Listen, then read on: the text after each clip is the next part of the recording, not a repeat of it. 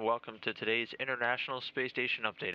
You're joining us here in the flight control room in Houston, Texas, where the Orbit 2 team is currently on console monitoring all of the systems on board the orbiting laboratory. They're monitoring the systems on board for the crew of Expedition 31, who's currently up there in space. Starting on the left, we have NASA astronaut Don Pettit, and in the middle, Expedition 31 Commander Oleg Kononenko from the Russian Space Agency. And then our third Expedition 31 crew member on the right is André Kuipers, native of the Netherlands and member of the European Space Agency. So the crew on board today getting into quite a bit of heavy experiment work, taking a break from some of the more time-consuming maintenance tasks that they've been doing all week.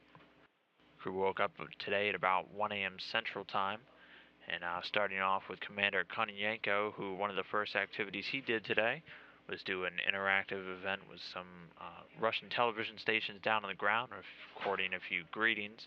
Then following that, he moved into the Russian segment for some few maintenance activities, starting off taking some electrical readings from a few of the Russian systems, checking the amps and frequency running through them, some standard checks to ensure everything that is working properly.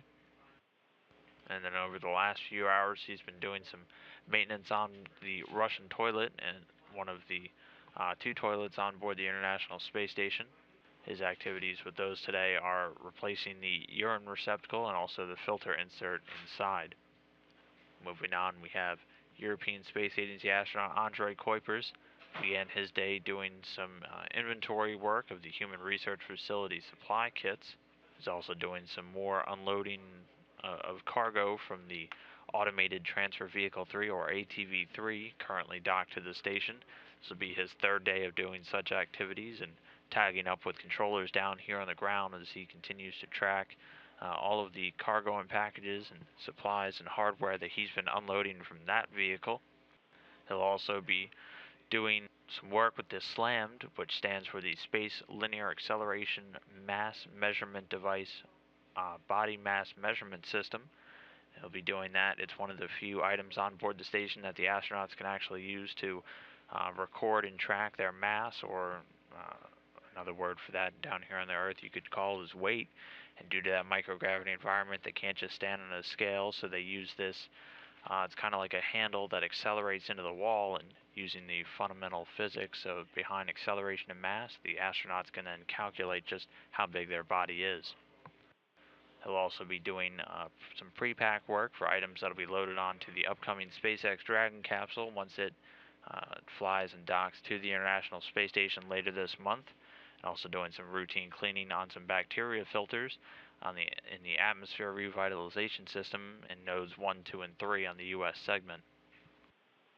And then our final Expedition 31 crew member, NASA astronaut Don Pettit, is doing quite a bit of experiment work today, starting off with the binary colloidal alloy test, which uses these microscopic particles known as colloids as models for studying the fundamental physics of the liquid crystal phase.